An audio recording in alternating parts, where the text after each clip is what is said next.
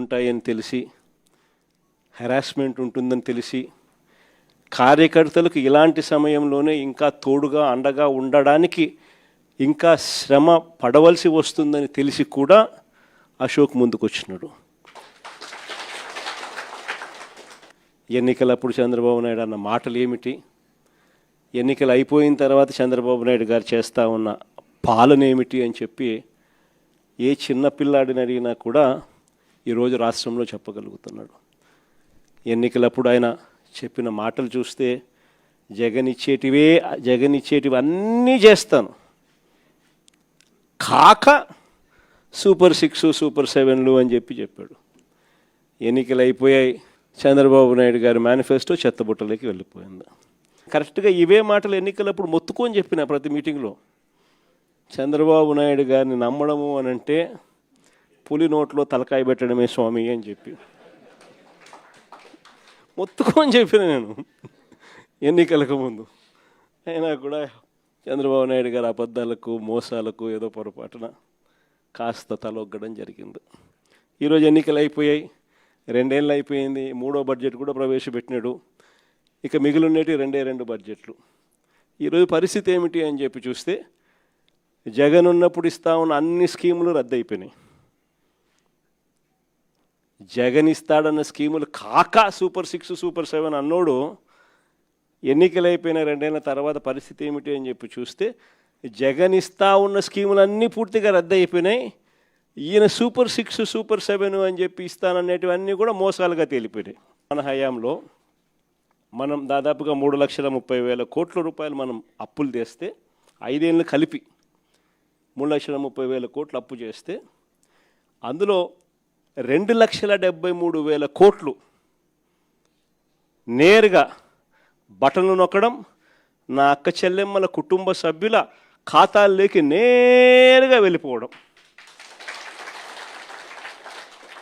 ఏకంగా 2,73,000 కోట్ల రూపాయలకు సంబంధించి ఆధార్ నెంబర్లతో సహా, బ్యాంక్ అకౌంట్ డీటెయిల్తో సహా మనం చెప్పగలుగుతాం ఎవరెవరికి దగ్గర ఎంతెంత డబ్బులు పోయినాయని చెప్పి. చంద్రబాబు నాయుడు గారు 2 ఏళ్ళు కూడా గడవక మునిపే ఆయన చేసిన గ్రాస్ అప్పులు, ఆయన చేసిన కాంట్రాక్టెడ్ అప్పులు, ఇవి చూస్తే 3,37,000 కోట్లు దాటిపోయినాయి. కానీ జగన్ చేస్తా ఉన్న స్కీములు లేవు, ఈయన ఇస్తానన్న సూపర్ 6 లేదు, సూపర్ 7లు లేవు. మరి డబ్బంతా ఏమవుతా ఉంది, ఎవరి జోబులు లేకపోతా ఉంది? ఇది నిజంగా ప్రతి ఇంట్లో కూడా చర్చనీయాంశంగా మారింది. జగన్ ఎలా చేయగలిగినాడు, చంద్రబాబు నాయుడు అనే వ్యక్తి ఎందుకు చేయలేకపోతా ఉన్నాడు అని. కారణం చాలా సింపుల్. చంద్రబాబు నాయుడు గారి హయాంలో జరుగుతూ ఉన్నది ఏమిటి అని అంటే, దోచుకోవడము, పంచుకోవడము, తినుకోవడము. డిపిటి, దోచుకోవడము, పంచుకోవడము, తినుకోవడం, ఇది జరుగుతూ ఉంది. అదే జగన్ హయాంలో ఏం జరుగుతూ ఉన్నది, బట్టలు నొక్కడం, నేరుగా నా అక్క చెల్లెమ్మల కుటుంబాల ఖాతాలోకి నేరుగా వెళ్ళిపోతూ ఉండేది. తేడా అంతకన్నా ఇంకేం లేదు. రాష్ట్రానికి సంబంధించి రావాల్సిన రాబడులు, రాష్ట్రానికి సంబంధించి రావాల్సిన ఆదాయాలు ఈరోజు రాష్ట్రానికి రావడంలా. రాష్ట్ర ఖజానాకి ఈ డబ్బులు రాకుండా చంద్రబాబు నాయుడు గారి జోబుల్లోకి, ఆయన ఎమ్మెల్యే వాళ్ళ జోబుల్లోకి, వాళ్ళ బినామీల జోబుల్లోకి, వాళ్ళ మనుషుల జోబుల్లోకి ఖజానాకు రావాల్సిన డబ్బులు పక్కదోవ పడతా ఉన్నాయి. ఈరోజు ఎక్కడ చూసినా కూడా అవినీతి. లిక్కర్ దగ్గర నుంచి మొదలు పెడితే, గ్రామాల్లో లిక్కర్ మాఫియా దగ్గర నుంచి మొదలు పెడితే, రాష్ట్రానికి సంబంధించిన ఆదాయాలు రాష్ట్రానికి రావు. ఎంఆర్పి రేటు కన్నా 20 రూపాయలకు 10 రూపాయలు ఎక్కువ రేటుకు అమ్ముతూ ఉన్నారు. డబ్బు ఎక్కడికి పోతా ఉంది అని అంటే గవర్నమెంట్కి రావడంలా, వీళ్ళ జోబీల్లో నుంచి గవర్నమెంట్కి రావాల్సిన డబ్బులు వీళ్ళ జోబీల్లోకి పక్కదారు. లిక్కర్ మాఫియా దగ్గర నుంచి మొదలు పెడితే ఇసుక, మట్టి, సిలికా, క్వాడ్సు, లాటరైటు, గ్రెనైటు, ఇవే కాదు అధిక రేట్లకు పీపీఏలు, పవర్ పర్చేస్ అగ్రిమెంట్లు. మనం ₹2.49 మనం రైతులకు మేలు జరగాలని 25 ఏళ్ల పాటు రైతులకు ఉచిత కరెంటు ఖచ్చితంగా ఉండాలి అని, దాన్ని ప్రభుత్వం మీద భారం పడకుండా ఉండాలనే ఉద్దేశంతో ₹2.49కే మనం పీపీఏ చేస్తే, నానా యాగి చేసిన వాళ్ళు ఈరోజు చూస్తే పీపీఎల్ ఏ రేటుకి చేస్తూ ఉన్నారు? ₹4.60 చేస్తూ ఉన్నారు. ఎక్కడ ₹2.49, ఎక్కడ ₹4 చిల్లరకు జరుగుతూ ఉంది ఈరోజు పీపీఎల్. ఇష్టం వచ్చినట్టుగా దోచుకో, పంచుకో, తినుకో. అమరావతిలో కట్టడాలు చూస్తే స్క్వేర్ ఫీట్కు ₹11,000 అడుక్కు. హైదరాబాద్ కానీ, బెంగళూరు కానీ, చెన్నై కానీ, మహానగరంలోకి పోయి వెళ్ళి కట్టినా కూడా 5 స్టార్ రెసిడెన్షియల్ కాంప్లెక్సెస్, 5 స్టార్ లాబీలతో ఉండేది కట్టడానికి కూడా అడుక్కు 4,000 కాదు. ఈడ చూస్తే అమరావతిలో అడుక్కు 11,000. ఎక్కడ చూసినా అవినీతే. ఇంకా భూముల విషయంలో నేను చెప్పాల్సిన పనిలే. శనిక్కాయలకు, బెల్లాలకు వాళ్ళకి ఇష్టం వచ్చిన వాళ్ళకి ఇస్తూ ఉన్నారు. ఏకంగా ఇలా బంధువు బాలకృష్ణ అల్లుడు 5,000 కోట్ల రూపాయలు విలువ చేసే భూమిని నేరుగా వీళ్ళకి ఇష్టం వచ్చినట్టు శనిక్కాయలకు, బెల్లాలకు కట్టబెడతా ఉన్నారు. ఈ రకంగా రాష్ట్రానికి సంబంధించిన ఆదాయాలు ఏవి కూడా రాష్ట్రానికి రాకుండా అన్ని రకాలుగా కూడా దోచుకోవడము, దోచుకునేది తినుకోవడమే జరుగుతూ ఉంది. ఇంకా ఆశ్చర్యం విషయం ఏంటో తెలుసా? అసలు రాష్ట్రంలో పరిపాలన అనేది ఎక్కడ సాగడంలా. వ్యవస్థలన్నీ కూడా మొత్తం కుప్పకూలిపోయినాయి. ఈరోజు పిల్లల చదువుల గురించి ఎవరు పట్టించుకోవడంలా. ఫీజు రీయింబర్స్మెంట్ అందక ఏకంగా ఫీజులు కట్టలేని పరిస్థితిలో పిల్లలు చదువులు మానేస్తూ ఉన్న పరిస్థితులు ఈరోజు మొట్టమొదటిసారిగా చూస్తూ ఉన్నాం. వైద్యం గురించి నేను చెప్పాల్సిన పనుల దాదాపుగా 3,000 చిల్లర కోట్ల రూపాయలు రాక నెట్వర్క్ హాస్పిటల్స్ అన్నీ కూడా బోర్డు తిప్పేసి ఆరోగ్యశ్రీ పేషెంట్లకు వైద్యం చెయ్యమని చెప్పి నిర్మోహమాటంగా చెప్తూ ఉన్నాయి. ఈరోజు పరిస్థితి విద్య తెరమరుగైపోయింది. నాడు నేడు కనపడ్డంలా, బడులలో ఇంగ్లీష్ మీడియం కనపడ్డంలా, బడులలో గోరుముద్ద క్వాలిటీ తగ్గిపోయింది, బడులలో ట్యాబులు ఇచ్చే పరిస్థితి లేకుండా పోయింది. 3వ తరగతి నుంచే టోఫుల్ ఒక పీరియడ్గా ఇంగ్లీష్లో బోధన చేసే పరిస్థితులు ఈరోజు రాకుండా పోయాయి. చదువులు పూర్తిగా తిరోగమనంలోకి వెళ్ళిపోయాయి. గవర్నమెంట్ బడులలో పిల్లలు జాయిన్ కావడంలా. విద్య పరిస్థితి అది, వైద్యం పరిస్థితి ఇది. రైతుల పరిస్థితి చూస్తే ఏ పంటకు కూడా ఈరోజు కనీసం గిట్టుబాటు ధరలు రాని పరిస్థితులకి ఏ పంటకు రాని పరిస్థితి. అంతటి దారుణంగా ఈరోజు వ్యవసాయం జరుగుతూ ఉంది. రైతుల గురించి పట్టించుకునే పరిస్థితి లేదు. మరీ ముఖ్యంగా యుద్ధం పేరు చెప్పి వంట నూనె కేజీ ₹40 ఇప్పటికే పెంచేసినారు. పప్పుల ధరలు ఇప్పటికే కేజీ ₹15 నుంచి ₹20 పెరిగిపోయింది. ఉచిత గ్యాస్కు దిక్కు లేదు. కానీ ఈ మనిషి ఈరోజు గ్యాస్ కొనాలనుకున్నా కూడా బ్లాక్లో 2,000 ఇస్తావా, ₹3,000 ఇస్తావా అని చెప్పి అడిగే పరిస్థితిలోకి ఇప్పుడే వెళ్ళిపోయింది. ఒకవైపున గ్యాస్ పరిస్థితే, ఈయన గ్యాస్ మాటలతో, గ్యాస్ లైటింగ్తో ఇప్పటికీ ఈ పరిస్థితి ఉంటే, ఈ పెద్ద మనిషి ఇప్పుడు కిరోసిన్ ఇస్తాడంట. 1 లీటర్ కిరోసిన్ ఇస్తాడు, పండగ చేసుకోమంటాడు. అసలు కిరోసిన్ ఇస్తే స్టవ్లు ఆడుంటాయి.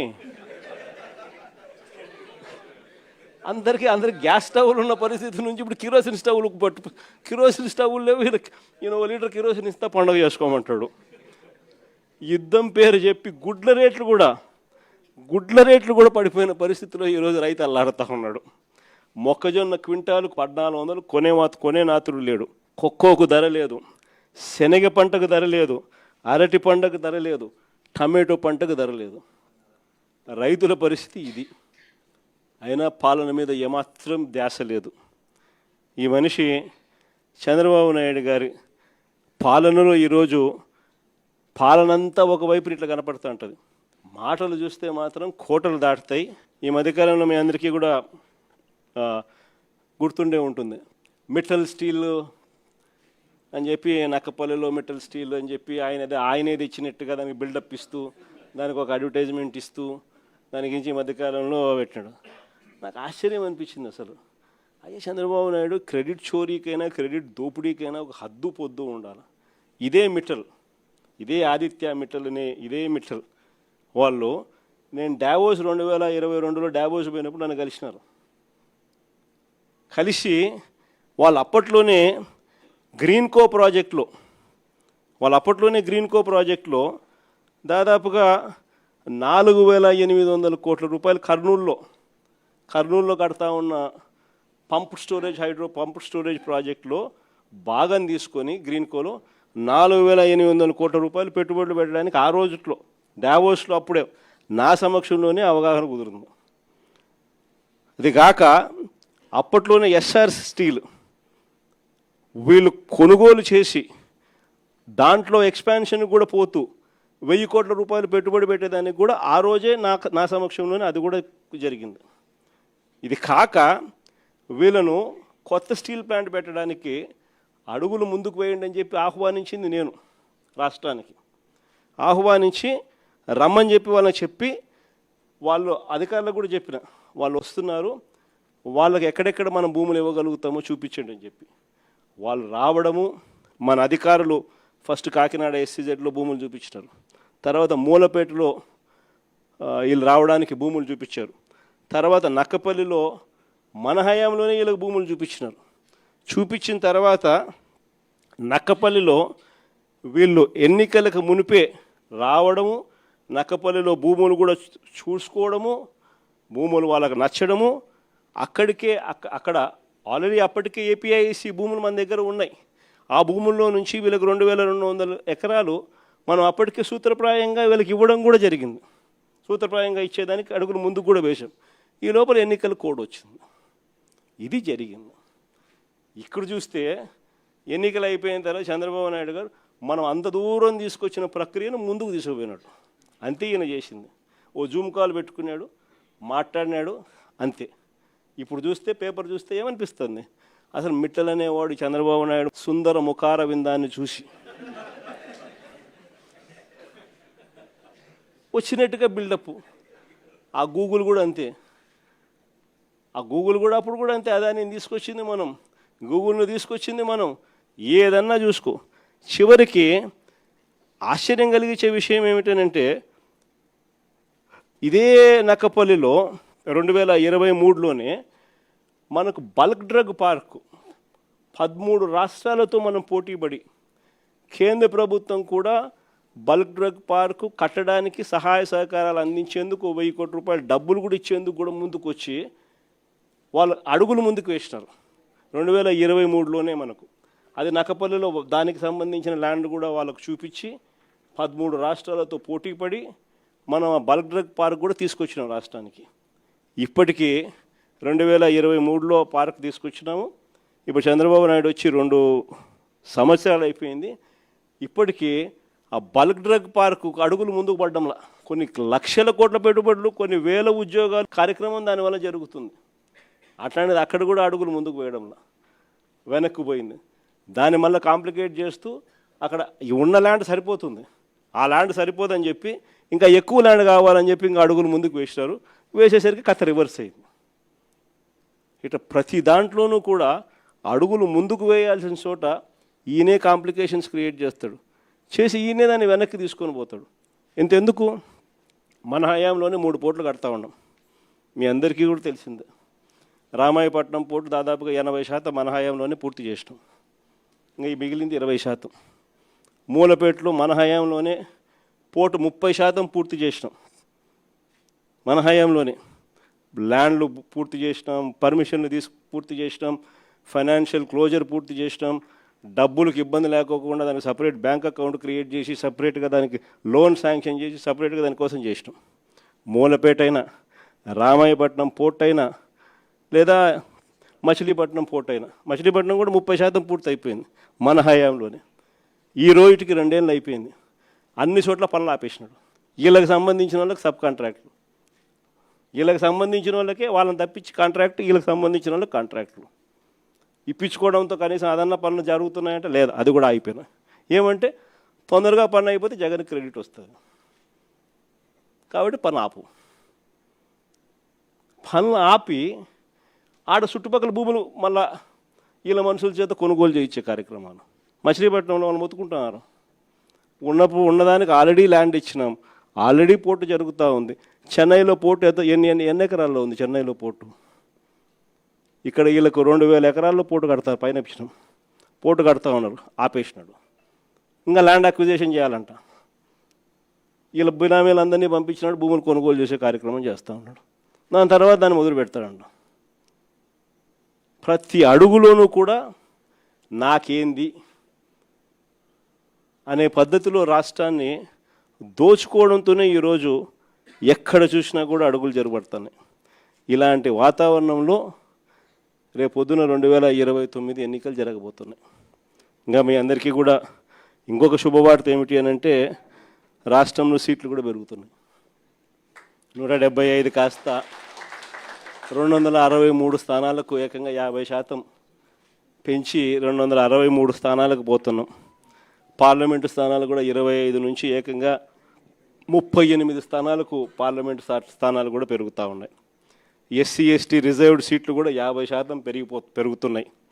మహిళలకు 33% పూర్తిగా ఒక చట్టం ప్రకారం ఒక హక్కుగా ఈరోజు మహిళలకు 88 అసెంబ్లీలో 88 సీట్లు, పార్లమెంట్లో 13 సీట్లు ఈరోజు మహిళలకే ఈరోజు అందుబాటులోకి వచ్చే కార్యక్రమం జరుగుతూ ఉంది.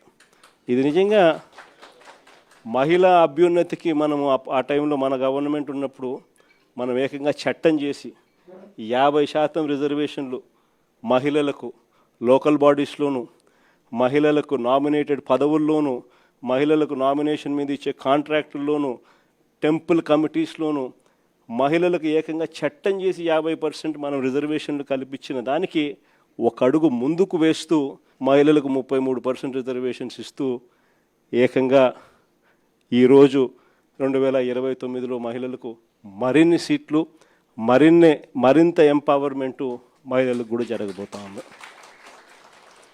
కాబట్టి ఈసారి సీట్లు ఇంతగా పెరుగుతూ ఉన్న నేపథ్యంలో కార్యకర్తల్లో నుంచి ఇంకా లీడర్షిప్ ఇంకా పెరుగుతుంది. ఇది మాత్రం అందరికీ చెప్తా ఉన్నా. కార్యకర్తల్లో ఎవరైతే పటిమ చూపించగలుగుతారో, ఎవరైతే అడుగులు వేయడానికి సిద్ధపడతారో, ఎవరైతే నాయకత్వ పటిమను గట్టిగా చూపించగలుగుతారో అందరికీ కూడా జగన్ న్యాయం చేస్తాడని చెప్పి సందర్భంగా చెప్తాను. ఈసారి జగన్ 2.0లో మాత్రం ప్రతి కార్యకర్తకు చెప్తా ఉన్నాను.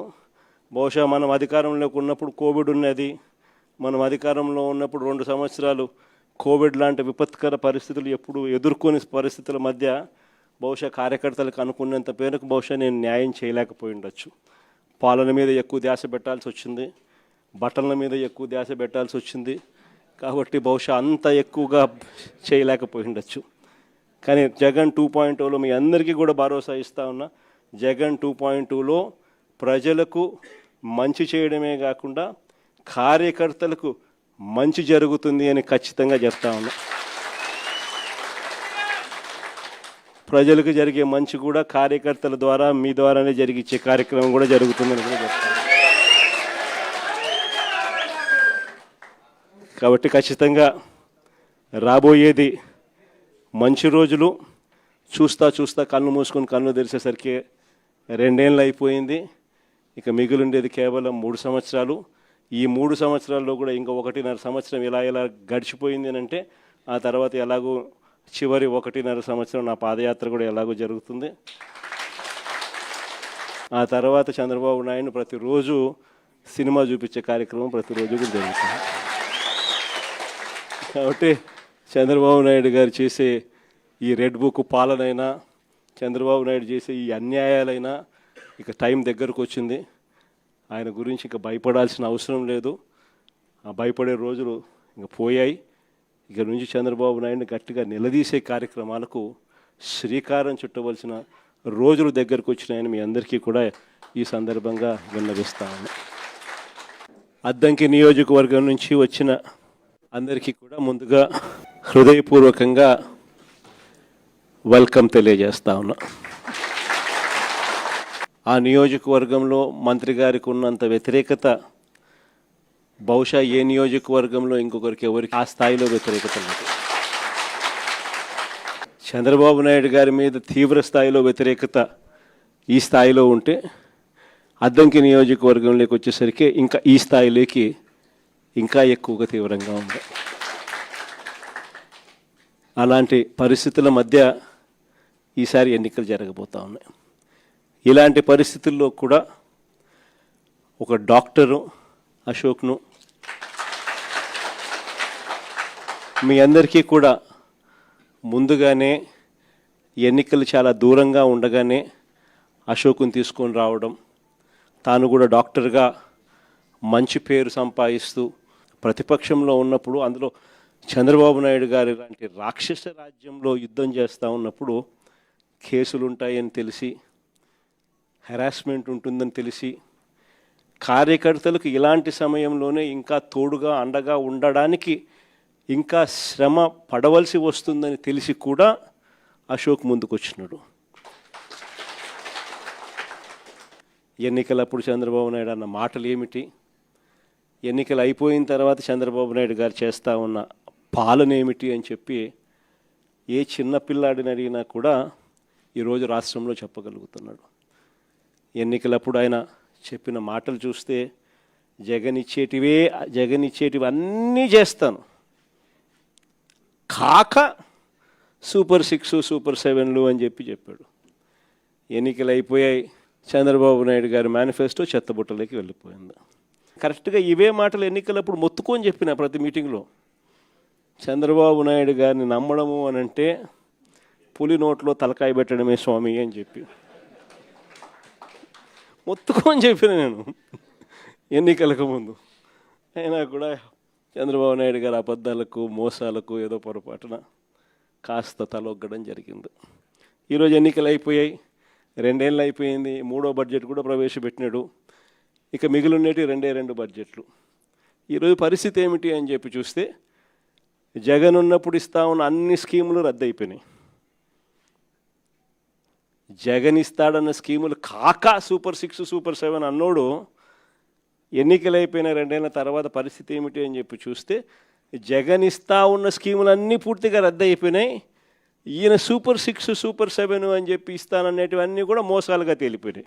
మన హయాంలో మనం దాదాపుగా 3,30,000 కోట్ల రూపాయలు మనం అప్పులు తెస్తే, 5 ఏళ్ళు కలిపి 3,30,000 కోట్లు అప్పు చేస్తే, అందులో 2,73,000 కోట్లు నేరుగా బటన్లు నొక్కడం, నా అక్క చెల్లెమ్మల కుటుంబ సభ్యుల ఖాతాల్లోకి నేరుగా వెళ్ళిపోవడం. ఏకంగా 2,73,000 కోట్ల రూపాయలకు సంబంధించి ఆధార్ నెంబర్లతో సహా, బ్యాంక్ అకౌంట్ డీటెయిల్తో సహా మనం చెప్పగలుగుతాం ఎవరెవరికి దగ్గర ఎంతెంత డబ్బులు పోయినాయని చెప్పి. చంద్రబాబు నాయుడు గారు 2 ఏళ్ళు కూడా గడవక మునిపే ఆయన చేసిన గ్రాస్ అప్పులు, ఆయన చేసిన కాంట్రాక్టెడ్ అప్పులు, ఇవి చూస్తే 3,37,000 కోట్లు దాటిపోయినాయి. కానీ జగన్ చేస్తా ఉన్న స్కీములు లేవు, ఈయన ఇస్తానన్న సూపర్ 6 లేదు, సూపర్ 7లు లేవు. మరి డబ్బంతా ఏమవుతా ఉంది, ఎవరి జోబులు లేకపోతా ఉంది? ఇది నిజంగా ప్రతి ఇంట్లో కూడా చర్చనీయాంశంగా మారింది. జగన్ ఎలా చేయగలిగినాడు, చంద్రబాబు నాయుడు అనే వ్యక్తి ఎందుకు చేయలేకపోతా ఉన్నాడు అని. కారణం చాలా సింపుల్. చంద్రబాబు నాయుడు గారి హయాంలో జరుగుతూ ఉన్నది ఏమిటి అని అంటే, దోచుకోవడము, పంచుకోవడము, తినుకోవడము. డిపిటి, దోచుకోవడము, పంచుకోవడము, తినుకోవడం, ఇది జరుగుతూ ఉంది. అదే జగన్ హయాంలో ఏం జరుగుతూ ఉన్నది, బటన్లు నొక్కడం, నేరుగా నా అక్క చెల్లెమ్మల కుటుంబాల ఖాతాలోకి నేరుగా వెళ్ళిపోతూ ఉండేది. తేడా అంతకన్నా ఇంకేం లేదు. రాష్ట్రానికి సంబంధించి రావాల్సిన రాబడులు, రాష్ట్రానికి సంబంధించి రావాల్సిన ఆదాయాలు ఈరోజు రాష్ట్రానికి రావడంలా.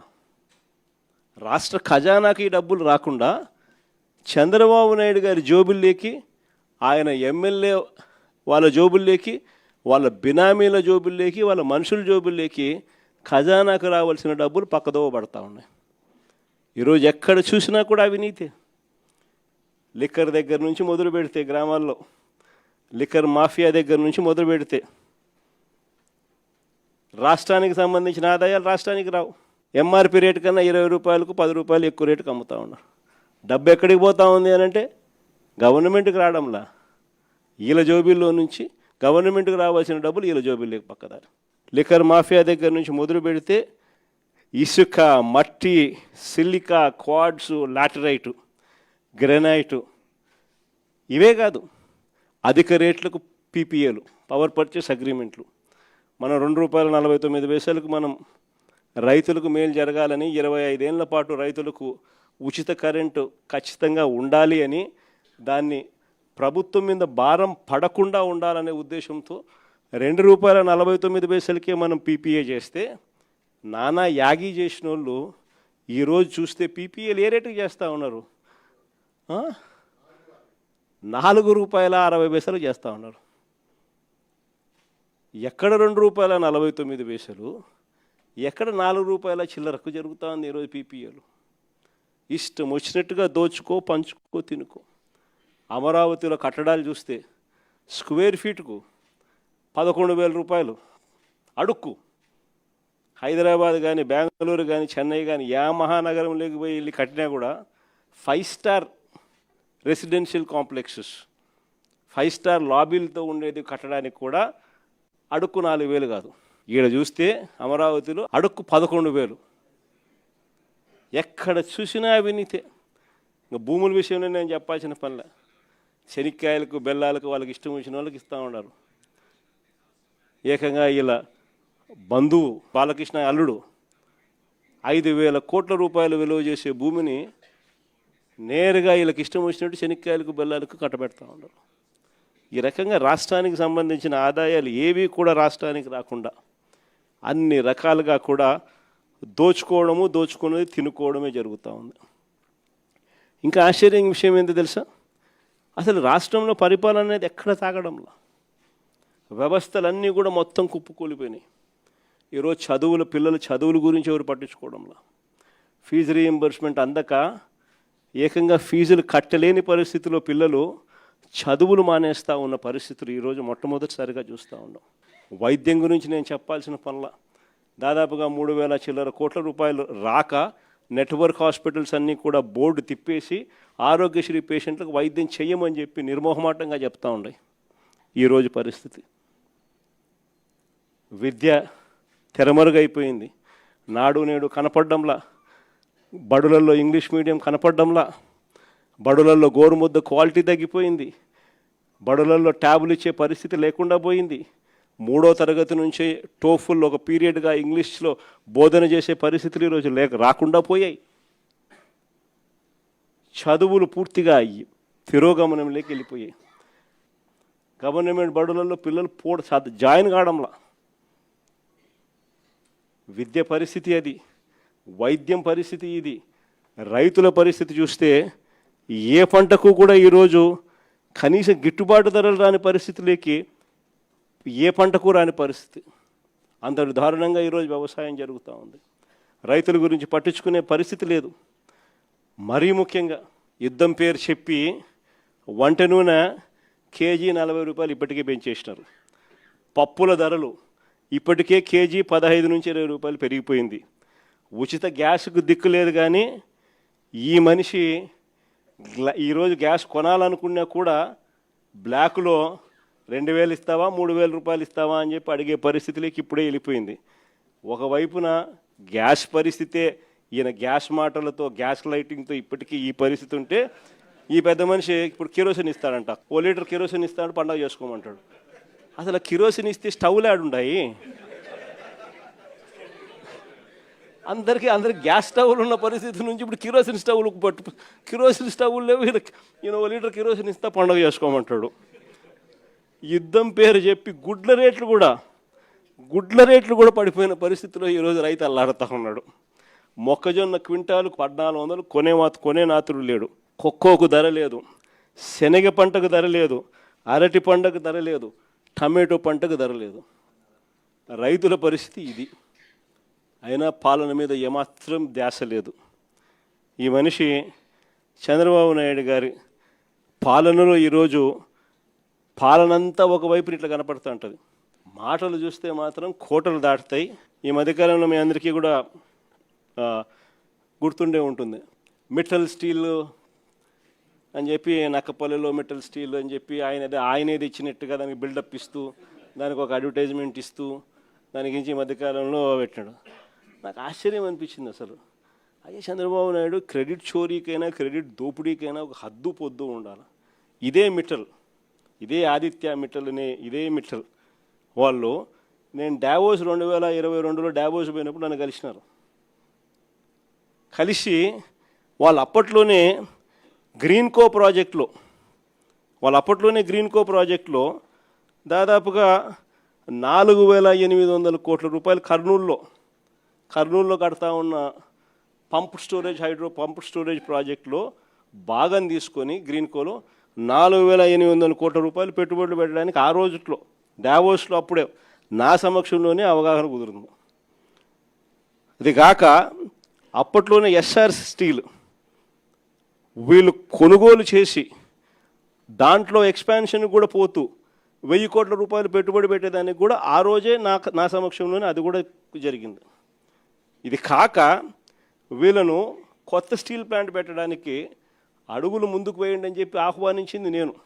రాష్ట్రానికి ఆహ్వానించి రమ్మని చెప్పి వాళ్ళకి చెప్పి వాళ్ళు అధికారులకు కూడా చెప్పిన వాళ్ళు వస్తున్నారు, వాళ్ళకి ఎక్కడెక్కడ మనం భూములు ఇవ్వగలుగుతామో చూపించండి అని చెప్పి వాళ్ళు రావడము. మన అధికారులు ఫస్ట్ కాకినాడ SCZలో భూములు చూపించినారు, తర్వాత మూలపేటలో వీళ్ళు రావడానికి భూములు చూపించారు, తర్వాత నక్కపల్లిలో మన హయాంలోనే వీళ్ళకి భూములు చూపించినారు. చూపించిన తర్వాత నక్కపల్లిలో వీళ్ళు ఎన్నికలకు మునిపే రావడము, నక్కపల్లిలో భూములు కూడా చూసుకోవడము, భూములు వాళ్ళకు నచ్చడము, అక్కడ ఆల్రెడీ అప్పటికే APIC భూములు మన దగ్గర ఉన్నాయి. ఆ భూముల్లో నుంచి వీళ్ళకి 2,200 ఎకరాలు మనం అప్పటికే సూత్రప్రాయంగా వీళ్ళకి ఇవ్వడం కూడా జరిగింది. సూత్రప్రాయంగా ఇచ్చేదానికి అడుగులు ముందుకు కూడా వేశాం. ఈ లోపల ఎన్నికల కోడ్ వచ్చింది. ఇది జరిగింది. ఇక్కడ చూస్తే ఎన్నికలు అయిపోయిన తర్వాత చంద్రబాబు నాయుడు గారు మనం అంత దూరం తీసుకొచ్చిన ప్రక్రియను ముందుకు తీసుకుపోయినాడు. అంతే ఈయన చేసింది. ఓ జూమ్ కాల్ పెట్టుకున్నాడు, మాట్లాడినాడు, అంతే. ఇప్పుడు చూస్తే పేపర్ చూస్తే ఏమనిపిస్తుంది, అసలు మిట్టలనేవాడు చంద్రబాబు నాయుడు సుందర ముఖార విందాన్ని చూసి వచ్చినట్టుగా బిల్డప్. ఆ గూగుల్ కూడా అంతే, అప్పుడు కూడా అంతే. అదాన్ని తీసుకొచ్చింది మనం, గూగుల్ను తీసుకొచ్చింది మనం. ఏదన్నా చూసుకో.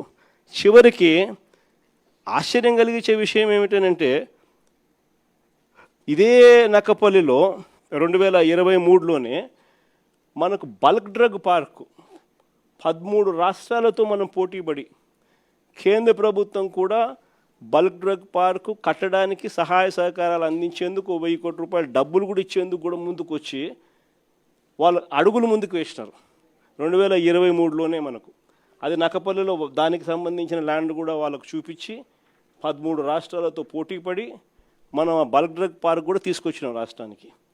ఇప్పటికీ 2023లో పార్క్ తీసుకొచ్చినాము. ఇప్పుడు చంద్రబాబు నాయుడు వచ్చి 2 సంవత్సరాలు అయిపోయింది. ఇప్పటికీ ఆ బల్క్ డ్రగ్ పార్కు అడుగులు ముందుకు పడ్డంలా కొన్ని లక్షల కోట్ల పెట్టుబడులు, కొన్ని వేల ఉద్యోగాలు కార్యక్రమం దానివల్ల జరుగుతుంది. అట్లాంటిది అక్కడ కూడా అడుగులు ముందుకు వేయడంలా వెనక్కి పోయింది.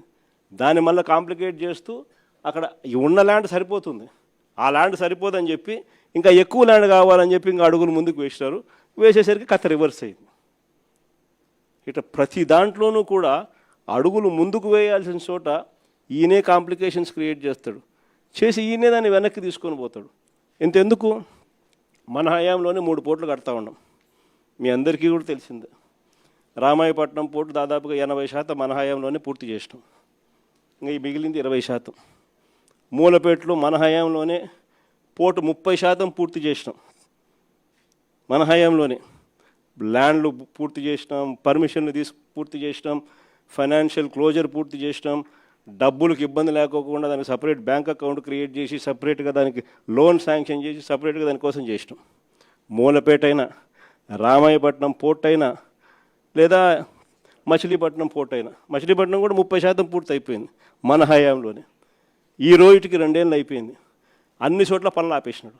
వీళ్ళకి సంబంధించిన వాళ్ళకి సబ్ కాంట్రాక్టులు, వీళ్ళకి సంబంధించిన వాళ్ళకే వాళ్ళని తప్పించి కాంట్రాక్ట్, వీళ్ళకి సంబంధించిన వాళ్ళకి కాంట్రాక్టులు ఇప్పించుకోవడంతో కనీసం అదన్న పనులు జరుగుతున్నాయంటే లేదు, అది కూడా అయిపోయినాయి.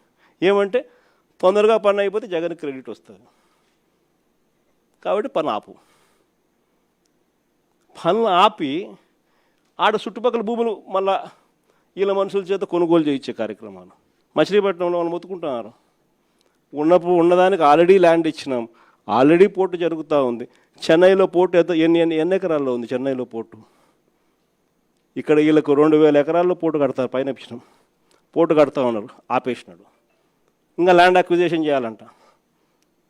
వీళ్ళ బినామీలందరినీ పంపించినాడు, భూములు కొనుగోలు చేసే కార్యక్రమం చేస్తూ ఉన్నాడు. దాని తర్వాత దాన్ని మొదలు పెడతాడంట. ప్రతి అడుగులోనూ కూడా నాకేంది అనే పద్ధతిలో రాష్ట్రాన్ని దోచుకోవడంతోనే ఈరోజు ఎక్కడ చూసినా కూడా అడుగులు జరగబడుతున్నాయి. ఇలాంటి వాతావరణంలో రేపొద్దున 2029 ఎన్నికలు జరగబోతున్నాయి. ఇంకా మీ అందరికీ కూడా ఇంకొక శుభవార్త ఏమిటి అని అంటే, రాష్ట్రంలో సీట్లు కూడా పెరుగుతున్నాయి.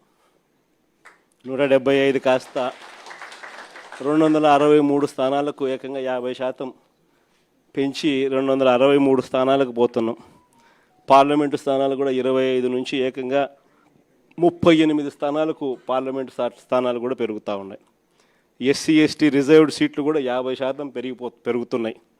మహిళలకు 33% పూర్తిగా ఒక చట్టం ప్రకారం ఒక హక్కుగా ఈరోజు మహిళలకు 88 అసెంబ్లీలో 88 సీట్లు, పార్లమెంట్లో 13 సీట్లు ఈరోజు మహిళలకే ఈరోజు అందుబాటులోకి వచ్చే కార్యక్రమం జరుగుతూ ఉంది. ఇది నిజంగా మహిళా అభ్యున్నతికి మనము ఆ టైంలో మన గవర్నమెంట్ ఉన్నప్పుడు మనం ఏకంగా చట్టం చేసి 50% రిజర్వేషన్లు మహిళలకు లోకల్ బాడీస్లోను, మహిళలకు నామినేటెడ్ పదవుల్లోనూ, మహిళలకు నామినేషన్ మీద ఇచ్చే కాంట్రాక్టుల్లోనూ, టెంపుల్ కమిటీస్లోనూ మహిళలకు ఏకంగా చట్టం చేసి 50% మనం రిజర్వేషన్లు కల్పించిన దానికి ఒక అడుగు ముందుకు వేస్తూ మహిళలకు 33% రిజర్వేషన్స్ ఇస్తూ ఏకంగా ఈరోజు 2029లో మహిళలకు మరిన్ని సీట్లు, మరింత ఎంపవర్మెంటు మహిళలకు కూడా జరగబోతూ ఉంది. కాబట్టి ఈసారి సీట్లు ఇంతగా పెరుగుతూ ఉన్న నేపథ్యంలో కార్యకర్తల్లో నుంచి ఇంకా లీడర్షిప్ ఇంకా పెరుగుతుంది. ఇది మాత్రం అందరికీ చెప్తా ఉన్నా. కార్యకర్తల్లో ఎవరైతే పటిమ చూపించగలుగుతారో, ఎవరైతే అడుగులు వేయడానికి సిద్ధపడతారో, ఎవరైతే నాయకత్వ పటిమను గట్టిగా చూపించగలుగుతారో అందరికీ కూడా జగన్ న్యాయం చేస్తాడని చెప్పి సందర్భంగా చెప్తాను. ఈసారి జగన్ 2.0లో మాత్రం ప్రతి కార్యకర్తకు చెప్తా ఉన్నాను. బహుశా మనం అధికారంలోకి ఉన్నప్పుడు కోవిడ్ ఉన్నది, మనం అధికారంలో ఉన్నప్పుడు 2 సంవత్సరాలు కోవిడ్ లాంటి విపత్కర పరిస్థితులు ఎప్పుడు ఎదుర్కొని పరిస్థితుల మధ్య బహుశా కార్యకర్తలకు అనుకున్నంత పేరుకు బహుశా నేను న్యాయం చేయలేకపోయి ఉండొచ్చు. పాలన మీద ఎక్కువ ధ్యాస పెట్టాల్సి వచ్చింది, బట్టల మీద ఎక్కువ ధ్యాస పెట్టాల్సి వచ్చింది. కాబట్టి బహుశా అంత ఎక్కువగా చేయలేకపోయి ఉండొచ్చు. కానీ జగన్ 2.0లో మీ అందరికీ కూడా భరోసా ఇస్తా ఉన్నా. జగన్ 2.0లో ప్రజలకు మంచి చేయడమే కాకుండా కార్యకర్తలకు మంచి జరుగుతుంది అని ఖచ్చితంగా చెప్తా ఉన్నా. ప్రజలకు జరిగే మంచి కూడా కార్యకర్తల ద్వారా మీ ద్వారానే జరిగించే కార్యక్రమం కూడా జరుగుతుందని కూడా చెప్తాను. కాబట్టి ఖచ్చితంగా రాబోయేది మంచి రోజులు. చూస్తా కళ్ళు మూసుకొని కళ్ళు తెరిచేసరికి 2 ఏళ్ళు అయిపోయింది. ఇక మిగిలిండేది కేవలం 3 సంవత్సరాలు. ఈ 3 సంవత్సరాల్లో కూడా ఇంకా 1.5 సంవత్సరం ఇలా గడిచిపోయింది అని అంటే, ఆ తర్వాత ఎలాగో చివరి 1.5 సంవత్సరం నా పాదయాత్ర కూడా ఎలాగో జరుగుతుంది. ఆ తర్వాత చంద్రబాబు నాయుడు ప్రతిరోజు సినిమా చూపించే కార్యక్రమం ప్రతిరోజు కూడా జరుగుతుంది. కాబట్టి చంద్రబాబు నాయుడు గారు చేసే ఈ రెడ్ బుక్ పాలనైనా, చంద్రబాబు నాయుడు చేసే ఈ అన్యాయాలైనా ఇక టైం దగ్గరకు వచ్చింది. ఆయన గురించి ఇంకా భయపడాల్సిన అవసరం లేదు. ఆ భయపడే రోజులు ఇంకా పోయాయి. ఇక నుంచి చంద్రబాబు నాయుడిని గట్టిగా నిలదీసే కార్యక్రమాలకు శ్రీకారం చుట్టవలసిన రోజులు దగ్గరకు వచ్చినాయని మీ అందరికీ కూడా ఈ సందర్భంగా విన్నవిస్తాను. అద్దంకి నియోజకవర్గం నుంచి వచ్చిన